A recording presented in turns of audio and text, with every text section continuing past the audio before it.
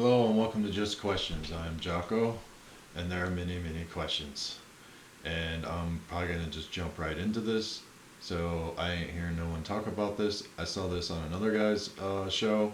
Um, I mean, he goes pretty far out there sometimes, but he played somebody else's video, and I don't know whose it is, but it is very interesting, and seems like this guy knows what he's talking about. And this is all legit. I think this is a big piece of the puzzle. So I just wanted to share this as we all seek truth through all the lies. Alright, so I'm going to do my best here to just pull this up and we'll get going.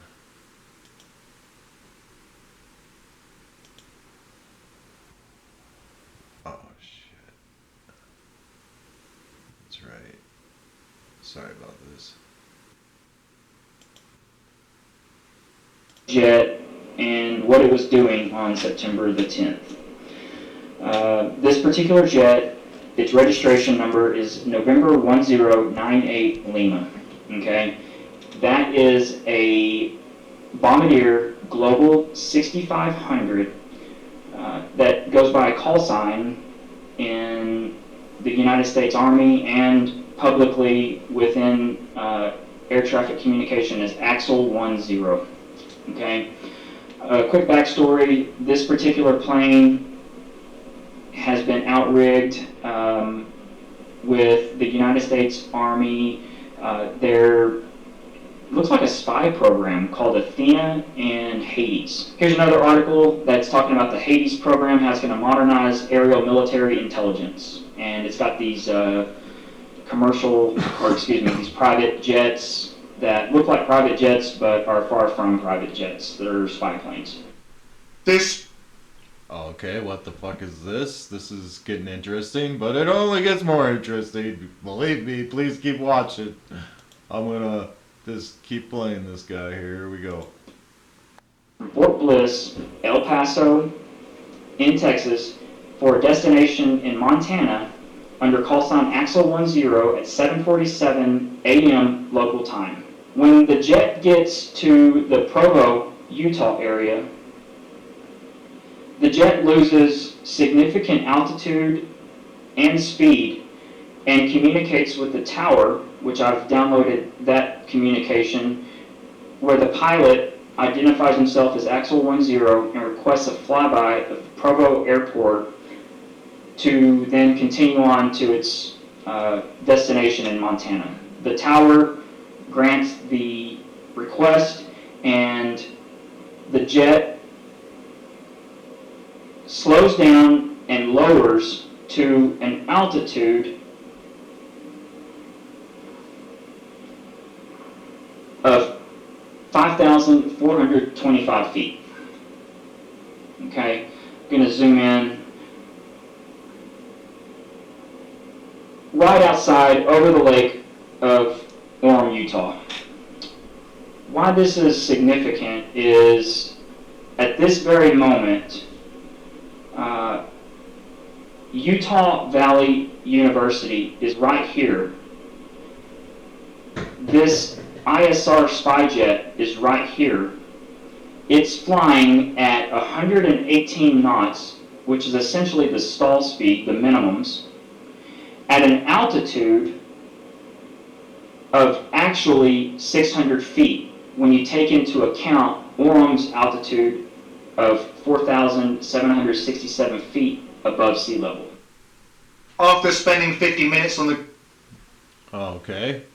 So they flew by 3 hours or so before. Isn't that when they so-called said that kid was walking with a gun on the... Yeah, which is all TMZ and weird. Alright, let's keep going.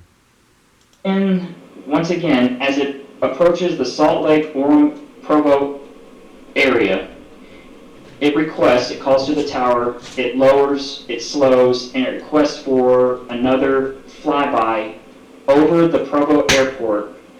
However, at this point, coming home, right here,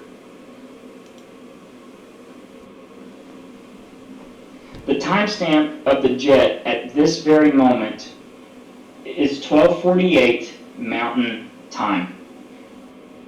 So Charlie Kirk was assassinated right here at Utah Valley University, a distance that is about 2 miles, where the spy jet is once again flying at this time about 335 feet in altitude and at about 130 knots. This is not where they dispatched something with an emergency order because Charlie was shot and they're trying to get assets in the area quickly.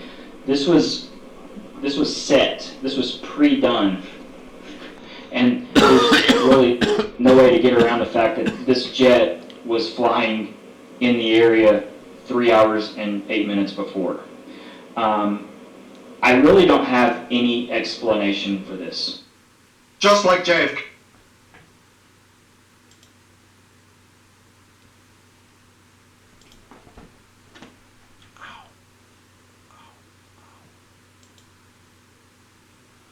Alright, well, there you go. So, I don't know what to make of that, but I did see a video where a guy was looking through some other videos and some live streams and was pretty sure he was catching drones flying around during that event. So, anyway, I just wanted to share that. Also, I'll just throw out these other couple questions I'm kind of wondering and not hearing. Well, the earpiece thing, so a lot of people are talking about this.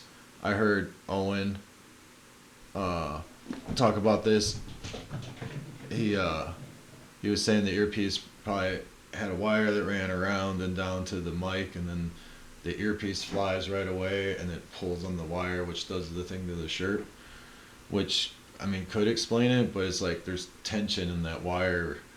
It's just like that's a lot of force on an earpiece, but I mean, but the weird thing about that to me is, then I was seeing some other videos last night where this guy's trying to find the earpiece on Charlie Kirk and they can't find it, even when he's starting to talk and sitting down.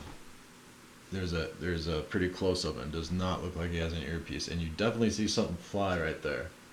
And anyway, I just thought I'd throw that out there. The bullet thing is another weird thing. Like, where's the bullet? Do they have the bullet? And why did they pave over the area where he was shot if they don't have the bullet? And the guy that took down the camera, I'm pretty sure the device next to it they took down was an audio device. So I think that's also important. And if you're getting into the audio thing, I think the best sound we have so far is of a live stream that's like up on a roof, and then they hear the shot and they all react. That was a pretty clear shot, and it does sound like a rifle shot. But I ain't buying much anything else. It's so weird. We're being so lied to. So all the truth seekers, keep it up out there. Also, the first plane. Why were planes allowed to take off? It was pretty close by.